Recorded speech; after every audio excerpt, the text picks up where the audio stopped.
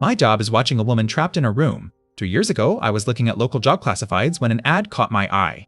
Not because of what it said, but because it said so little. Job available, good pay, no benefits, discretion required. At the time, I was managing a music store, but I knew we'd be shutting down soon. I was bored and the ad was weird, so I sent an email. Half an hour later, I had a response. They told me to go to an office building in an upscale part of the city. I filled out forms and questionnaires. A month later, they called me back for the second stage. This time, I was met by a man who introduced himself as Mr. Solomon. He escorted me into a room with a chair and a desk. On the desk were 2 monitors and a bolted-down metal box with 2 buttons, red and green. He described the job: 7 shifts of 6 hours every week. I would arrive early, store all belongings in a locker, and change into provided work clothes. I was never to carry anything in or out of the room. The monitor on the left showed a live stream from a high-definition camera in a remote location. My job was simply to watch it. The monitor on the right was for logging anything interesting. The red button was for emergencies. The green button was for anything noteworthy. Mr. Solomon stressed that I should only use it if something of real significance occurred. He pointed out the camera on the ceiling. He said my work would be observed, that I was only a redundancy in case other systems failed. He then smirked and asked if I knew what redundancy meant. Today was $35 an hour. That worried me. My mom always said if something seems too good to be true, it probably is. I asked if I was going to be doing anything illegal. Mr. Solomon laughed and said no. He said the reason they paid so much was for professionalism and discretion. I would have to sign papers promising never to discuss the work, or I could be sued or locked up. I took the job. I had to quit the store with no notice. I was excited about the new work, even if a bit boring. When I arrived, the real room was just like the model, but the monitors were on. The right monitor was a terminal for my logs. The left monitor showed video from a room.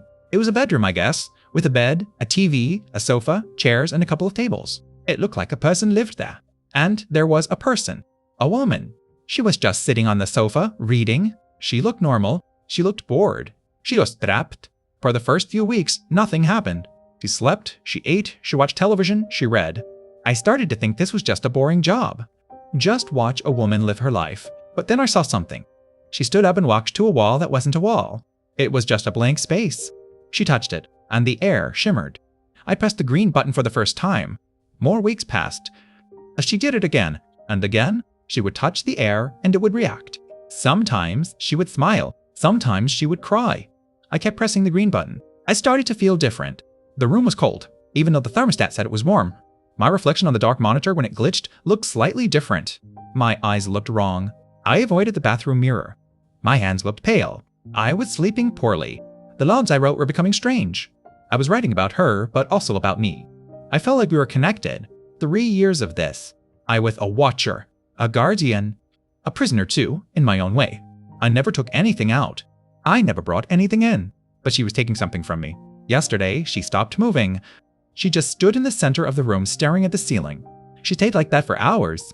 I pressed the green button. Nothing happened. I pressed the red button. The monitors went blank. The lights in my surveillance room flickered and died. I heard a grinding noise from the door as if it was being sealed. The air grew cold. She was gone. I sat in the dark for hours until I finally heard the door unlock. I ran through the locker room, grabbing my things. When I got outside, the building was gone. There was just an empty field. My phone buzzed.